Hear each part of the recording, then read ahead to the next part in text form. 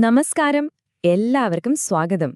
ഇന്നത്തെ ഈ ഒരു ചർച്ചയിൽ നമ്മൾ ചില സങ്കീർണമായ കാര്യങ്ങൾ വളരെ ലളിതമായി മനസ്സിലാക്കാൻ പോവുകയാണ്. ഒന്ന് ആലോചിച്ചു നോക്കൂ, നിങ്ങൾ നൂറുകണക്കിന് രോഗികളിൽ നിന്ന് സർവേകൾ വഴി വിവരങ്ങൾ ശേഖരിച്ചു. ഇനി അടുത്തത് എന്താണ്? ശരി, നമുക്കതിലേക്ക് തന്നെ കടക്കാം. ഒരു നഴ്സിംഗ് ഗവേഷകൻ ഒരുപാട് ഡേറ്റ ഒക്കെ കളക്ട് ചെയ്തതിന് ശേഷം എന്താണ് സംഭവിക്കുന്നത്? പലപ്പോഴും ആരും ശ്രദ്ധിക്കാത്ത പക്ഷെ വളരെ നിർണായകമായ ചില കാര്യങ്ങളുണ്ട്. അതിനെക്കുറിച്ചാണ് നമ്മളിന്ന് സംസാരിക്കാൻ പോകുന്നത്. ഇതൊരു യാത്ര പോലെയാണ്. ഒരുപാട് കുഴഞ്ഞുമറിഞ്ഞു കിടക്കുന്ന ഡേറ്റയിൽ നിന്ന് തുടങ്ങി അവസാനം വളരെ വ്യക്തവും വിശ്വസിക്കാൻ കൊള്ളുന്നതുമായ ചില കണ്ടെത്തലുകളിലേക്ക് എത്തുന്നു. അപ്പോൾ ഈ യാത്രയിൽ എന്തൊക്കെയാണ് സംഭവിക്കുന്നതെന്ന് നമുക്ക് നോക്കാം. എങ്ങനെയാണ് ഈ ചിട്ടയായ തയ്യാറെടുപ്പുകൾ ഒരു ആശയക്കുഴപ്പത്തെ വ്യക്തതയിലേക്ക് മാറ്റുന്നതെന്നും തെളിവുകളെ അടിസ്ഥാനമാക്കിയുള്ള നഴ്സിംഗിന് ഒരു അടിത്തറയിടുന്നതെന്നും കാണാം. അപ്പോൾ നമ്മുടെ ഈ യാത്രയുടെ ആദ്യത്തെ പടികൾ എന്തൊക്കെയാണെന്ന് നോക്കാം. ഇത് രണ്ട് പ്രധാനപ്പെട്ട കാര്യങ്ങളാണ്: ഡേറ്റ സമാഹരിക്കലും പിന്നെ എഡിറ്റിംഗും.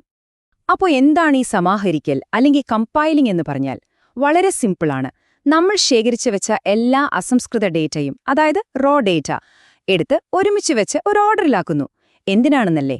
ഇതിനുശേഷമുള്ള സ്റ്റെപ്പുകൾ, അതായത് അനാലിസിസ് ഒക്കെ ഒരു പ്രശ്നവുമില്ലാതെ മുന്നോട്ടു പോകണമെങ്കിൽ ഈ ആദ്യത്തെ സ്റ്റെപ്പ് ഭയങ്കര പ്രധാനമാണ്. ഇവിടെ രസകരമായൊരു കാര്യമുണ്ട്. നമ്മൾ ഡാറ്റയൊക്കെ ഒന്ന് ഒതുക്കി വെക്കുന്ന ഈ ഘട്ടത്തിൽ തന്നെ ഗവേഷകർ ചില പ്രശ്നങ്ങളുണ്ടോ എന്ന് നോക്കാൻ തുടങ്ങും. അതായത് വിവരങ്ങൾ വല്ലതും മിസ്സിംഗ് ആണോ, അല്ലെങ്കിൽ എന്തെങ്കിലും അസ്വാഭാവികമായ, അതായത് കൂട്ടത്തിൽപ്പെടാത്ത വാല്യൂസ് ഉണ്ടോ എന്നൊക്കെ. കാരണം ഇങ്ങനെയുള്ള കാര്യങ്ങൾ പിന്നീട് നമ്മുടെ അനാലിസിസിനെ മുഴുവൻ ബാധിച്ചേക്കാം. സമാഹരണം കഴിഞ്ഞാൽ അടുത്തതാണ് എഡിറ്റിംഗ്. എഡിറ്റിംഗിന്റെ ലക്ഷ്യം എന്താണെന്ന് വെച്ചാൽ, കിട്ടിയ ഡാറ്റയിൽ തെറ്റുകളോ എന്തെങ്കിലും വിട്ടുപോയിട്ടുണ്ടോ അല്ലെങ്കിൽ പരസ്പരം പൊരുത്തക്കേടുകളുണ്ടോ എന്നൊക്കെ സൂക്ഷിച്ചു പരിശോധിച്ച് തിരുത്തുക എന്നതാണ്. ചുരുക്കി പറഞ്ഞാൽ, ഡാറ്റ 100% കൃത്യവും പൂർണ്ണവുമാണെന്ന് ഉറപ്പുവരുത്തുക. ഈ എഡിറ്റിംഗ് സാധാരണയായി രണ്ട് ഘട്ടങ്ങളിലായാണ് നടക്കുന്നത്. ഒന്ന് ഫീൽഡ് എഡിറ്റിംഗ്, പിന്നെ സെൻട്രൽ എഡിറ്റിംഗ്. ഫീൽഡ് എഡിറ്റിംഗ് എന്ന് പറഞ്ഞാൽ ഇന്റർവ്യൂ കഴിഞ്ഞ ഉടനെ തന്നെ, പറ്റുമെങ്കിൽ അന്ന് തന്നെ, ഇൻവെസ്റ്റിഗേറ്റർ ഫോമുകൾ പരിശോധിക്കുന്നതാണ്. പെട്ടെന്നുള്ള തെറ്റുകൾ അപ്പോൾ തന്നെ കണ്ടുപിടിക്കാം. പിന്നീട് എല്ലാ ഫോമുകളും ഓഫീസിൽ കിട്ടിക്കഴിയുമ്പോൾ സെൻട്രൽ എഡിറ്റിംഗ് നടത്തും. ഇത് ചെയ്യുന്നത് എല്ലാ ഡേറ്റയ്ക്കും ഒരു സ്ഥിരതയുണ്ടെന്ന് ഉറപ്പിക്കാനാണ്.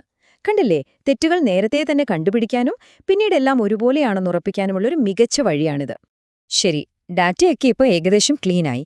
ഇനി നമുക്ക് അടുത്ത ഘട്ടത്തിലേക്ക് കടക്കാം. ഇത് കുറച്ചുകൂടി ടെക്നിക്കലാണ്. ഇവിടെ നമ്മൾ മനുഷ്യരുടെ പ്രതികരണങ്ങളെ കമ്പ്യൂട്ടറിന് മനസ്സിലാവുന്നൊരു ഭാഷയിലേക്ക് മാറ്റാൻ പോവാണ്. അതാണ് കോഡിംഗ്. കോഡിംഗ് എന്ന് കേൾക്കുമ്പോൾ പേടിക്കൊന്നും വേണ്ട. നമ്മൾ ഡേറ്റയ്ക്ക് പുതിയൊരു ലളിതമായ ഭാഷ ഉണ്ടാക്കുകയാണെന്ന് വിചാരിച്ചാൽ മതി. ഉദാഹരണത്തിന് അതെ, ഇല്ല എന്നൊക്കെയുള്ള ഉത്തരങ്ങളെ അക്കങ്ങളാക്കി മാറ്റുന്നു. എന്തിനാണിത് ചെയ്യുന്നത്? SPSS പോലെയുള്ള സ്റ്റാറ്റിസ്റ്റിക്കൽ സോഫ്റ്റ്വെയർ ഉപയോഗിച്ച് ഡേറ്റ വിശകലനം ചെയ്യണമെങ്കിൽ ഈ കോഡിംഗ് കൂടിയേ തീരൂ. ഇത് എങ്ങനെയാണ് ചെയ്യുന്നതെന്ന് നോക്കാം. ഗവേഷകർ സാധാരണയായി ഒരു മാസ്റ്റർ കോഡിംഗ് ഷീറ്റ് തയ്യാറാക്കും. ഇവിടെ കാണുന്നതുപോലെ ഓരോ ചോദ്യത്തിനും വരാൻ സാധ്യതയുള്ള ഉത്തരങ്ങൾക്ക് ഓരോ കോഡ്, അതായത് ഓരോ നമ്പർ കൊടുക്കും. ഇപ്പോ ലിംഗം എന്ന ചോദ്യത്തിന് പുരുഷനാണെങ്കിൽ 1 എന്നും സ്ത്രീയാണെങ്കിൽ 2 എന്നും കോഡ് കൊടുക്കും. ഇങ്ങനെ ചെയ്യുന്നത് എന്തിനാണെന്ന് വെച്ചാൽ, എല്ലാ ഡേറ്റയെയും ഒരേപോലെ ഒരു കൺഫ്യൂഷനുമില്ലാതെ കൈകാര്യം ചെയ്യാനാണ്. ഈ കോഡിംഗ് ചെയ്യുമ്പോൾ വളരെ പ്രധാനപ്പെട്ട 2 നിയമങ്ങളുണ്ട്. ഒന്ന്, എക്സോസ്റ്റീവ്, അതായത് സാധ്യമായ എല്ലാ ഉത്തരങ്ങളും ഏതെങ്കിലും ഒരു കാറ്റഗറിയിൽ വന്നിരിക്കണം. 2, മ്യൂച്വലി എക്സ്ക്ലൂസീവ്, അതായത് ഒരു ഉത്തരം ഒരു കാറ്റഗറിയിൽ മാത്രമേ വരാൻ പാടുള്ളൂ.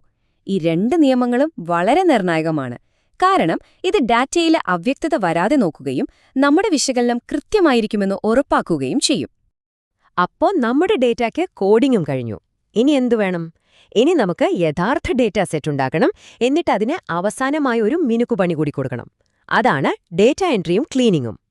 ഇവിടെയാണ് കാര്യങ്ങൾ കുറച്ചുകൂടി പ്രാക്ടിക്കലാകുന്നത്. ആദ്യം SPSS എക്സലോ പോലുള്ളൊരു സോഫ്റ്റ്വെയർ തിരഞ്ഞെടുക്കണം. എന്നിട്ട് നമ്മൾ കോഡ് ചെയ്ത ഡാറ്റ അതിലേക്ക് എൻ്റർ ചെയ്യണം. അതിനുശേഷം ഡാറ്റ ക്ലീനിംഗ് നടത്തണം. അതായത് എൻ്റർ ചെയ്തതിൽ എന്തെങ്കിലും തെറ്റുകൾ ഉണ്ടോ എന്ന് പരിശോധിച്ച് തിരുത്തണം. ശരിക്കും പറഞ്ഞാൽ നമ്മൾ അനലൈസ് ചെയ്യാൻ പോകുന്ന ആ ഡിജിറ്റൽ ഫയൽ ഉണ്ടാകുന്നത് ഈ ഘട്ടത്തിലാണ്. കൃത്യത ഉറപ്പാക്കാനുള്ള ഏറ്റവും നല്ലൊരു മാർഗമാണ് ഡബിൾ ഡാറ്റ എൻട്രി. ഇവിടെ എന്താ സംഭവിക്കുന്നതെന്ന് വെച്ചാൽ, 2 പേർ ഒരേ ഡാറ്റ തന്നെ വെവ്വേറെ എൻ്റർ ചെയ്യും. എന്നിട്ട് അത് തമ്മിൽ താരതമ്യം ചെയ്യുമ്പോൾ എന്തെങ്കിലും വ്യത്യാസമുണ്ടെങ്കിൽ അതൊരു തെറ്റാണെന്ന് മനസ്സിലാക്കാനും തിരുത്താനും പറ്റും. ഇതിൽ നിന്ന് തന്നെ നമുക്ക് മനസ്സിലാക്കാം ഗവേഷകർ ഡാറ്റയുടെ കൃത്യതയ്ക്ക് എത്രത്തോളം പ്രാധാന്യം കൊടുക്കുന്നുണ്ടെന്ന്. കാരണം ഒരു ചെറിയ ടൈപ്പിംഗ് മിസ്റ്റേക്ക് മതി നമ്മുടെ കണ്ടെത്തലുകളെ മുഴുവനായി മാറ്റിമറിക്കാൻ. ചിലപ്പോൾ നമുക്ക് എല്ലാ വിവരങ്ങളും കിട്ടിക്കൊള്ളണമെന്നില്ല. ഇതിനെയാണ് മിസ്സിംഗ് ഡേറ്റ എന്ന് പറയുന്നത്. അപ്പോൾ ഒരു ഗവേഷകൻ എന്തു ചെയ്യും? അവർക്ക് പല വഴികളുണ്ട്. ഒന്നുകിൽ മിസ്സിംഗ് ഡേറ്റയ്ക്ക് ഒരു പ്രത്യേക കോഡ് കൊടുക്കാം, അല്ലെങ്കിൽ ആ സ്ഥാനത്തൊരു ശരാശരി മൂല്യം ചേർക്കാം. ഇനി ഒരുപാട് ഡേറ്റ മിസ്സിംഗ് ആണെങ്കിൽ ആ വ്യക്തിയുടെ വിവരങ്ങൾ മൊത്തത്തിൽ ഒഴിവാക്കേണ്ടിവരും. ഇത് വളരെ പ്രധാനപ്പെട്ടൊരു തീരുമാനമാണ്.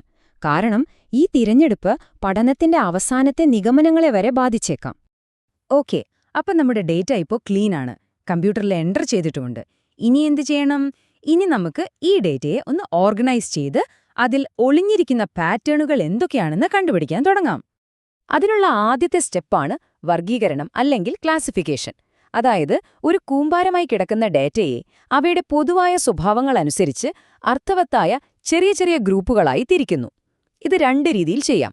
ഒന്ന്, ഗുണപരമായ ഡാറ്റയ്ക്ക്, അതായത് ലിംഗം, സാക്ഷരത പോലുള്ളവർക്ക് സ്വഭാവവിശേഷങ്ങളനുസരിച്ച് തിരിക്കാം. രണ്ട്, അളവുപരമായ ഡാറ്റ, അതായത് പ്രായം, വരുമാനം പോലുള്ളവർക്ക് ക്ലാസ് ഇന്റർവെല്ലോ അനുസരിച്ച്, അതായത് ഒരു റേഞ്ച് വെച്ച് തിരിക്കാം. ഡാറ്റയൊക്കെ ഇങ്ങനെ ഗ്രൂപ്പുകളായി തിരിച്ചു കഴിഞ്ഞാൽ അടുത്ത പടി എന്താണ്? അതിനെ ഒരു ടാബുലേഷൻ രൂപത്തിലാക്കുക. അതാണ് ടാബുലേഷൻ അഥവാ പട്ടികപ്പെടുത്തൽ. ഇങ്ങനെ നിരകളും വരികളുമുള്ളൊരു ടേബിളിലേക്ക് മാറ്റുമ്പോൾ ഡാറ്റ പെട്ടെന്ന് മനസ്സിലാക്കാനും താരതമ്യം ചെയ്യാനും എളുപ്പമാകും. ഇവിടെ കാണുന്ന ഈ ഉദാഹരണം നോക്കൂ. രോഗികളുടെ പ്രായമനുസരിച്ച് അവരെ ഗ്രൂപ്പുകളായി തിരിച്ചിരിക്കുന്നു. ഈ ഒരു ലളിതമായ ടേബിൾ കാണുമ്പോൾ തന്നെ നമുക്ക് മനസ്സിലാക്കാം ഏത് പ്രായത്തിലുള്ളവരാണ് കൂടുതലെന്ന്, അല്ലേ? ഒറ്റ നോട്ടത്തിൽ തന്നെ ഡേറ്റയെ താരതമ്യം ചെയ്യാനും അതിലെ ട്രെൻഡുകൾ മനസ്സിലാക്കാനും ഇനി വല്ല തെറ്റുകളും ബാക്കിയുണ്ടെങ്കിൽ അത് കണ്ടുപിടിക്കാനും ഇത് ഗവേഷകരെ ഒരുപാട് സഹായിക്കും. ഇതുവരെ നമ്മൾ സംസാരിച്ച ഈ കാര്യങ്ങളെല്ലാം ഒരുപാട് സമയമെടുക്കുന്ന സൂക്ഷ്മമായി ചെയ്യേണ്ട ജോലികളാണ്. അപ്പം നിങ്ങൾക്ക് തോന്നാം എന്തിനാണ് ഇതിനൊക്കെ ഇത്ര പ്രാധാന്യം കൊടുക്കുന്നതെന്ന്, അല്ലേ? കാരണം ഇതാണ്, നമ്മൾ ചെയ്യുന്ന സ്റ്റാറ്റിസ്റ്റിക്കൽ അനാലിസിസിന്റെ അടിത്തറ എന്ന് പറയുന്നത് കൃത്യവും വിശ്വസനീയവുമായ ഡാറ്റയാണ്. ആ അടിത്തറ ഉറപ്പുള്ളതാണെന്ന് ഉറപ്പുവരുത്തുകയാണ് ഈ കണിശമായ പ്രക്രിയയിലൂടെ ചെയ്യുന്നത്. ഈ സ്റ്റെപ്പുകളൊന്നുമില്ലെങ്കിൽ ഒരു നഴ്സിംഗ് പഠനത്തിന്റെ ഫലങ്ങൾക്ക് ഒരർത്ഥവും ഉണ്ടാകില്ല. അത് വെച്ച് രോഗികളുടെ പരിചരണം മെച്ചപ്പെടുത്താനോ നഴ്സിംഗ് രംഗത്ത് പുതിയ മാറ്റങ്ങൾ കൊണ്ടുവരാനോ നമുക്ക് സാധിക്കില്ല. ഗവേഷണത്തിലെ കണ്ടെത്തലുകളെ ശരിയായ രീതിയിൽ വ്യാഖ്യാനിക്കുമ്പോഴാണ് അത് സ്റ്റാറ്റിസ്റ്റിക്കൽ വിശകലനവും ക്ലിനിക്കൽ പ്രയോഗവും തമ്മിലുള്ള ഒരു പാലമായി മാറുന്നത്. ഇതാണ് നമ്മുടെയെല്ലാം ആത്യന്തികമായ ലക്ഷ്യം: കമ്പ്യൂട്ടർ സ്ക്രീനിലെ കുറച്ചക്കങ്ങളെ നഴ്സിംഗ് രംഗത്തെ യഥാർത്ഥ മെച്ചപ്പെടുത്തലുകളുമായി ബന്ധിപ്പിക്കുക എന്നത്. അപ്പോ ഒരു ചോദ്യം ചോദിച്ചുകൊണ്ട് അവസാനിപ്പിക്കാം. ഒരു കെട്ടിടത്തിന്റെ അടിത്തറയ്ക്ക് ബലമില്ലെങ്കിൽ അതിന്റെ മുകളിൽ പണിതതിനെ നമുക്ക് എത്രത്തോളം വിശ്വസിക്കാൻ പറ്റും? പറ്റില്ല, അല്ലേ? അതുപോലെയാണിതും. അതുകൊണ്ട് അടുത്ത തവണ നിങ്ങളൊരു നഴ്സിംഗ് പഠനത്തിന്റെ റിസൾട്ട് കാണുമ്പോൾ ഓർക്കുക, ആ തെളിവ് നിങ്ങൾക്ക് വിശ്വസിക്കാൻ കഴിയുന്നതാണെന്ന് ഉറപ്പാക്കാൻ അതിന് പിന്നിൽ എത്രമാത്രം തയ്യാറെടുപ്പുകളും കഠിനാധ്വാനവും നടന്നിട്ടുണ്ടെന്ന്.